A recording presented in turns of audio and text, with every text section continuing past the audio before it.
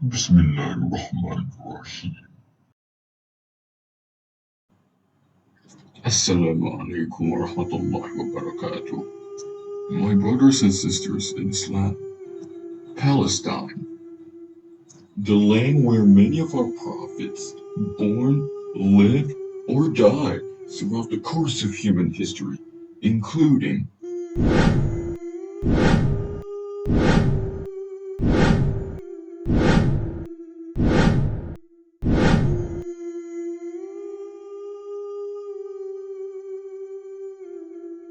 So, it makes sense that it should belong to the Muslims, because all prophets were Muslim. By Muslim we mean the one who submit their will to Allah subhanahu wa ta'ala. Likewise, all prophets submit their will to Allah subhanahu wa ta'ala. In summary, Allah subhanahu wa ta'ala has preferred this land over other land to be the land where Masjid al-Aqsa is built, and many prophets roam. In order the Islamic faith thrive throughout the Holy Land.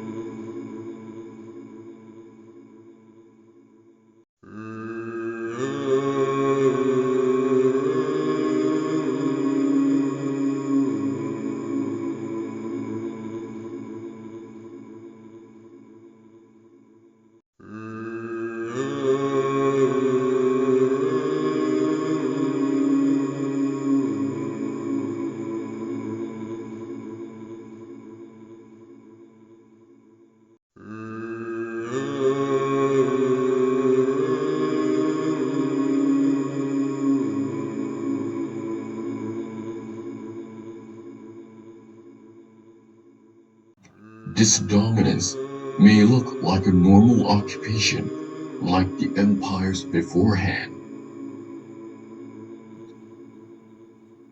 But this occupation led up to the mass exile of many Jews and emerged the Jewish diaspora that changed the course of Palestine history.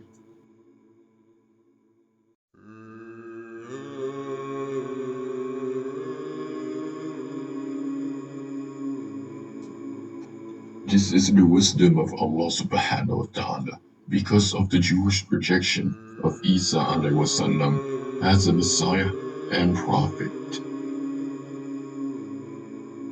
Over the next centuries, the Christian was undergoing a series of persecution that was perpetrated by the Roman government. Also during this period, the Roman government continued to rule and govern Palestine until Prophet Muhammad, peace and blessings be upon him, was sent.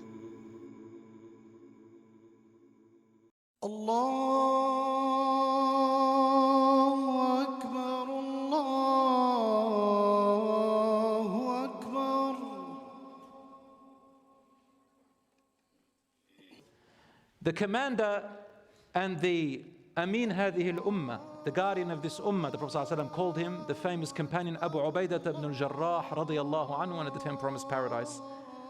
He was the commander there. And he was waiting for Umar ibn al-Khattab to come. They placed a siege around Jerusalem, around the Aqsa. Why did they do a siege? Because the Muslims did not want any bloodshed in that area. It's too sacred. And they honored it. And so did the Christians that were living in there. They were Greek Orthodox Christians and some other denominations. And at that time, there was a patriarch. The patriarch's name was Patriarch Sophronius. أشهد أن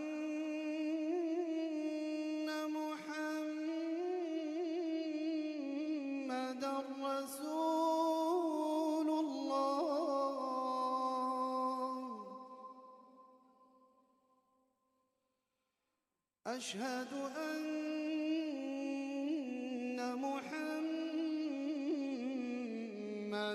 رسول الله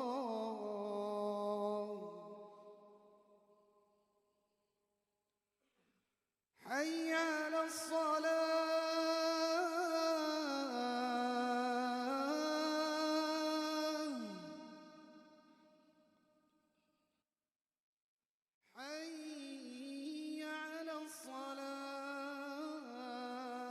From 637 CE all the way to 1099 CE,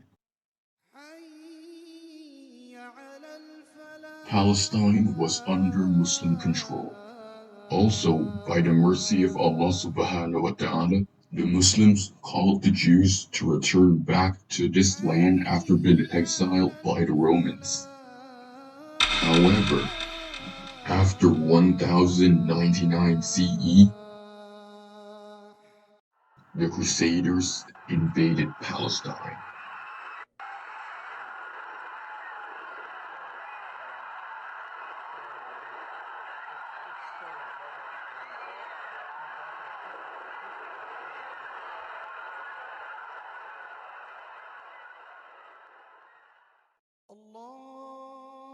Until the Romans came back. It's called the Crusades. It's a long story. In the 12th century, and they took it again. And again, they massacred and burnt and tortured the Jews that were there and tried to exile them again. But then Allah sent another warrior, Salah ad-Din al-Ayyubi, because the Muslims got weak, you see, and they left fighting, and then they got stuck to the worldly materials, and they started to divide, and they started to fight over power and money. And so Allah subhanahu wa ta'ala brought another calamity for them. And so Salah ad-Din al-Ayyubi rose and led the army back into what you would call jihad, means to strive and struggle for good and protection and so on, in the name of Allah subhanahu wa ta'ala, and regain Jerusalem. And again Salah ad-Din al-Ayyubi, without going into too much detail, even the Christians, they write about him heroically and amazingly, because his story is very hard to deny. And he was extremely just and kind to the Christians after what they did to the Muslims. It's a long story. And he called the Jews to come back and live in Al-Aqsa and Jerusalem, Palestine once again. I want you to imagine, brothers and sisters, this. أشهد أن محمدًا رسول الله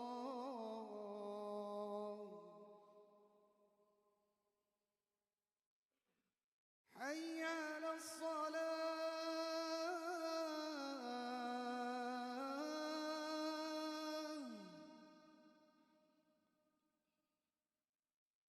حي على الصلاة